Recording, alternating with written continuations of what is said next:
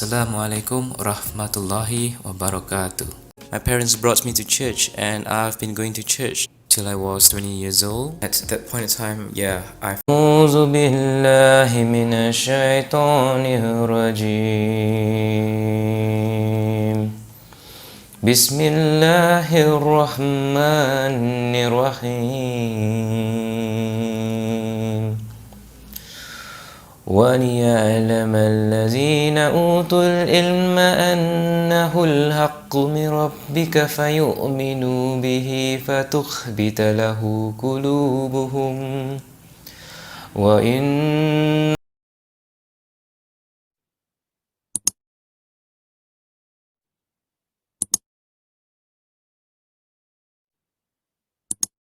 Hey guys, how's it going? It's Harold here. Hope you guys are doing well. You can also call me Firdaus. It's my Muslim name. And I would like to wish all my dear brothers and sisters in Islam, Assalamualaikum warahmatullahi wabarakatuh.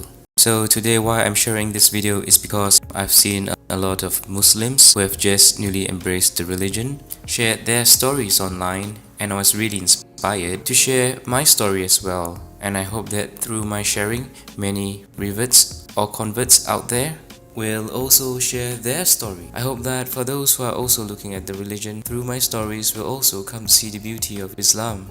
So how I came to embrace Islam. I was baptized when I was a little boy. My parents brought me to church and I've been going to church till I was 20 years old. At that point in time, I felt that that was the path until I went to Australia and I started studying about philosophy, and I started to question a lot of things about life, the meaning of life, why we're here. It basically got me to look deeper into myself and to understand why did I choose to follow Christianity at a point of time. Why did I choose to believe in a God even? And I thought to myself that maybe this is all, a creation of man, that we came up with this idea of needing a supreme being to define things in life, to help us get some sense of security. And I didn't believe in God. I decided to live life based on my terms, and I live my life to the fullest. I just believe in a simple philosophy that as long as I'm kind to others and I'm happy and they're happy, I will then just attract positivity in my life and I can live a happier, fulfilling life. Of course, that did not turn out how I wanted it to be. I was having a lot of fun in Australia, and until one day I got a call from my parents saying that my grandma passed away, and that got me thinking, what if there's really a God? Because as much as I wanted to bring positivity into the world and also to be happy, there are some things in life that you can't control.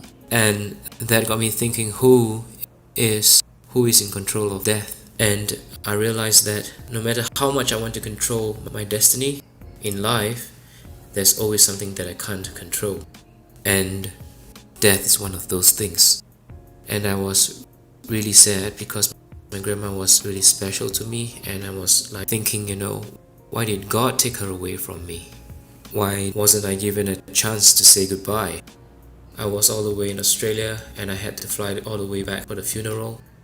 So that got me thinking, that there has to be someone more powerful than death. And that is where I started to think there's a God. I didn't want a religion to tell me at that time who God was. I thought that all religions are just human constructs, like people created religions to feel that they need some form of moral code or security in life. But then the incident with my grandmother got me thinking that there is God, and I became agnostic. Fast forward to the time after I graduated, I came back to Singapore and I was working. As much as I didn't have a religion, money was like a religion for me. I was chasing money, trying to earn every penny, and somehow God brought this lady into my life, and she shared with me a bit about Islam and how beautiful the religion is, and I should give it a chance to find out more.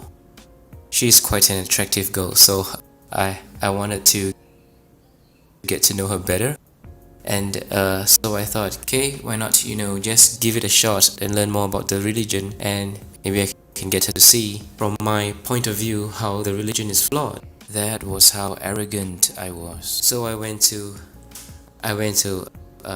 Darul which is the Muslims Converts Center in Singapore, and I was given a basic introduction to Islam. And during that time, the girl that I was dating, she basically told me to write down any questions that I have and to ask the teacher at the end of the class all my questions, and he would be the best person to advise me. So I wrote it down, I gave it a shot.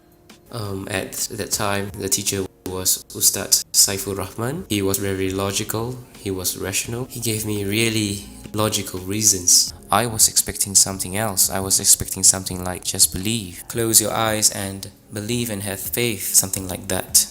But it wasn't like that. It really made sense to me. But I didn't want to immediately embrace Islam. There's a lot of changes that I had to make, like lifestyle. I had to fast during the month of Ramadan. I have to only eat food that is halal. And I asked myself I should just do more of my research and find out more.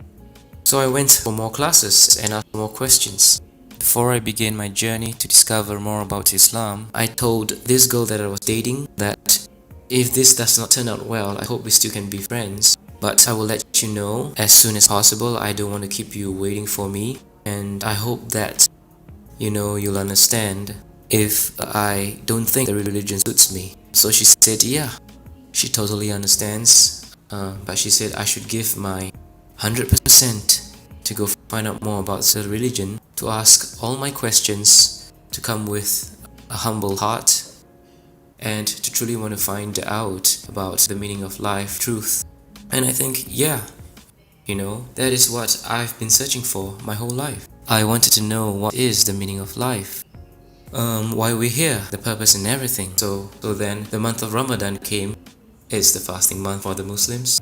And I thought, okay, since if I ever want to know this lifestyle is going to suit me, I should really give fasting a shot. Maybe if I give up halfway, and then that's it, I won't waste time and I can just tell her we should go our own way, but we can be friends. So I tried to fast, and surprisingly, I did the whole 30 days of fasting. And somewhere nearing the end of Ramadan, I had a dream. This is really actually the turning point. I dreamt that I was walking towards someone who seated in the middle of the living room along a hallway. I was walking towards him, and he was sitting there patiently smiling. He had this radiant light. I could tell that, he's just a person and a kind soul. And he was just smiling at me directly, and he said, "Brother, when are you going to be part of the family?" And I woke up. Initially I thought, this been studying too much about the religion, I might be getting my head too far in that it's probably acting out in my dreams. But on the same day, I had a friend call me out for dinner. His name is Ibrahim, and that's when I had dinner with him, and he said, "Hey, I heard that you've been going to that Muslim convert center, studying about the religion and understanding about Islam. So when are you planning to be a Muslim, brother?" So I thought this must be a coincidence, Just when I had a dream and my friend asked me out for dinner and he asked me the same question, I was still quite stubborn, thinking that this is just pure coincidence. And I went on with my daily life, but the same dream happened again. And this time I remember the exact day and time. It was a Saturday morning around 9:30. I had the same dream and I woke up and I said to myself, "No, this can't be happening again, it must be something. Or someone is telling me something." And I decided at that point of time to test God. I said a prayer before I started to ask for directions in life, So I sat down, I just closed my eyes, I put my hands together like this and said, "Dear God, I know you exist and you're the most powerful, and you can make anything possible. Because I truly and fully believe in your supremacy and power, you can most certainly show me the way in life and the truth. And I seek your infinite wisdom and power to show me the way. Please, with all my heart, I sincerely seek your help in this. Please, let me know if is Islam truly the religion for me? Or should I just go back to being who I was? I said I'm going to test you. Unfortunately, I'm going to take a Bible and a Quran and put it beside me. I'm going to randomly flip those pages 3 times. And the first thing that I see, it has to be crystal clear, a message for me, saying to me, this is the truth, this is the way, this is who you should follow. It has to be that simple. So I'm going to start with the Bible because that's where I started. I was baptized, so I'm going to start with the Bible. So I picked up the Bible and I randomly just flipped the page. It wasn't the first page, it was somewhere in between. And it just did not tell me a very clear picture. I had to decipher and to read everything in between and come to a conclusion and all. I said, okay, this is not what I want. I want something clear, like this is it, So I closed the book and I randomly flip the next page, like somewhere in between, a few more pages down. It's totally random. And again, I did not see an answer. So I did 3 times. 3 times and I wasn't given an answer. I put the book aside and you know what? It's time to give the Quran a chance to tell me. Next thing I did was I randomly closed my eyes and opened the book. And the first thing I saw was this verse from Surah Al-Hajj, verse 54. أعوذ بالله من الشيطان الرجيم بسم الله الرحمن الرحيم وليعلم الذين أوتوا العلم أنه الحق من ربك فيؤمنوا به فتخبت له قلوبهم وإن الله لهادي الذين آمنوا إلى صراط مستقيم. So basically it says, and so those who were given knowledge may know that it is the truth from your Lord, and therefore believe in it, and their hearts humbly submit to it. And indeed is Allah, the guide of those who have believed to a straight path. I thought maybe it's just still a coincidence, I was kind of like in a state of denial. And so I closed the book and I randomly opened up another page of the book, and it's totally from another chapter altogether. My eyes set on the next verse, and it's Surah, which is chapter 41 and verse 53. أعوذ بالله من الشيطان الرجيم بسم الله الرحمن الرحيم سنريهم آياتنا في الآفاق وفي أنفسهم حتى يتبين لهم أنه الحق أولم يخف بربك أنه على كل شيء شهيد. We will show them our signs in the horizons and within themselves until it becomes clear to them that it is the truth.